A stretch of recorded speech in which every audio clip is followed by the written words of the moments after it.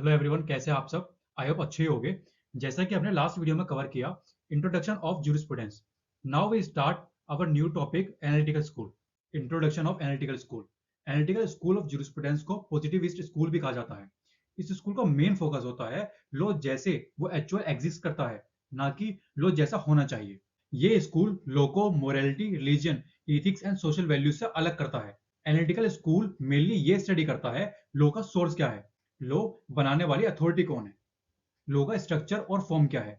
इस स्कूल के according law valid इसलिए होता है क्योंकि वो एक रिकॉग्नाइज्ड अथॉरिटी ने बनाया होता है, ना कि इसलिए क्योंकि वो मोरली करेक्ट या जस्ट है। इस स्कूल के मेन जूरिस्ट हैं जॉन ऑस्टिन, हैंस केल्सन और H L A. Hart. John Austin John Austin एक जूरिस्ट और लीगल फिलोसोफर थे। उन्हें एनालिटिकल स्कूल ऑफ जूरिस्प्रूडेंस का फाउंडर भी माना जाता है। वो यूनिवर्सिटी ऑफ लंदन में जूरिस्प्रूडेंस के एक प्रोफेसर थे और जेरेमी बेंथम के यूटिलियरियन फिलोसफी से काफी इन्फ्लुएंस थे। ऑस्टिन का मेन कंट्रीब्यूशन ये था कि इन्होंने लॉ को मोरालिटी से अलग करके एक साइंटिफिक और सिस्टमैटिक फॉर्म दिया। Austin definition of law. Austin के अकॉर्डिंग लॉ सोवर्जन का कमांड होता है जो सैंक्शन के साथ बैक्ड होता है। इस थ्योरी को कमांड थ्योरी ऑफ लॉ कहा जाता है। ऑस्टिन के अकॉर्डिंग लॉ के 4 एसेंशियल एलिमेंट्स होते हैं: कमांड, सोवर्जन, ड्यूटी और सैंक्शन। वहीं इसके एलिमेंट्स की बात करें तो कमांड कमांड का मतलब होता है जब एक सुपीरियर अपने डिजायर एक्सप्रेस करता है और इंफीरियर उस डिजायर फॉलो करने को कहता है। अगर कमांड ओबे नहीं किया गया तो पनिशमेंट का थ्रेट होता है। वहीं सोवर्जन का मतलब होता है वो पर्सन या वो बॉडी जिसको लोग हैबिचुअली ओबे करते हैं और जो खुद किसी और को ओबे नहीं करता हो। फॉर एग्जाम्पल, मॉडर्न स्टेट में सोवर्जन पार्लियामेंट या लेजिस्लेचर हो सकती है। ड्यूटी की बात करें, जब सोवर्जन कमांड देता है तो लोगों पर ड्यूटी होती है उस कमांड को फॉलो करने की। ड्यूटी और कमांड एक दूसरे से डायरेक्टली कनेक्टेड होते हैं। अगर सैंक्शन की बात करें, सैंक्शन का मतलब होता है पनिशमेंट। अगर कमांड ओबे नहीं हुआ तो सैंक्शन इंपोज किया जाता है। सैंक्शन लॉ को फोर्स देता है। ऑस्टिन थ्योरी की मेरिट की बात करें, ऑस्टिन ने लॉ को क्लियर और प्रिसाइज डेफिनेशन दी है। वहीं जूरिस्प्रूडेंस को साइंटिफिक सब्जेक्ट बनाया है। लॉ और मोरालिटी को क्लियरली सेपरेट किया है। ऑस्टिन थ्योरी की क्रिटिसिज्म की बात करें तो ये थ्योरी कस्टमरी लॉ की डेफिनेशन में फिट नहीं होती। वहीं ये थ्योरी जजमेंट लॉ को इग्नोर करती है और ये थ्योरी इंटरनेशनल लॉ में सैंक्शन नहीं होती। मॉडर्न डेमोक्रेसी में सोवर्जन अनलिमिटेड नहीं होता। अब बात करते हैं सेकंड जूरिस्ट हैंस केल्सन की। ये एक ऑस्ट्रेलियन जूरिस्ट और लीगल फिलोसोफर थे। इन्होंने प्योर थ्योरी ऑफ लॉ दी है। कैल्सन का एम था जूरिस्प्रूडेंस को एक प्योर साइंस बनाना, लॉ को पॉलिटिक्स, मोरालिटी, सोशियोलॉजी और इथिक्स से कंप्लीटली अलग रखना। उनकी थ्योरी का मॉडर्न कॉन्स्टिट्यूशनल लॉ पर काफी बड़ा इंपैक्ट रहा है। अब बात करते हैं कैल्सन की प्योर थ्योरी ऑफ लॉ की। कैल्सन ने ऑस्टिन की कमांड थ्योरी को रिजेक्ट कर दिया क्योंकि उसके अकॉर्डिंग लॉ कमांड नहीं होता।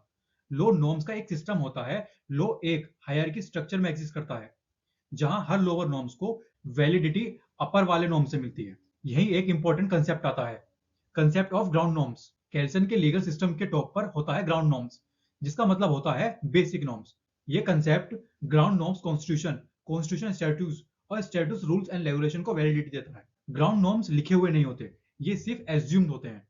केल्सन थ्योरी की मेरिट्स की बात करें, केल्सन ने लॉ को लॉजिकली और सिस्टमैटिक बनाया। वहीं मॉडर्न कॉन्स्टिट्यूशनल सिस्टम को एक्सप्लेन किया और पॉलिटिकल और मोरल बायस को रिमूव किया।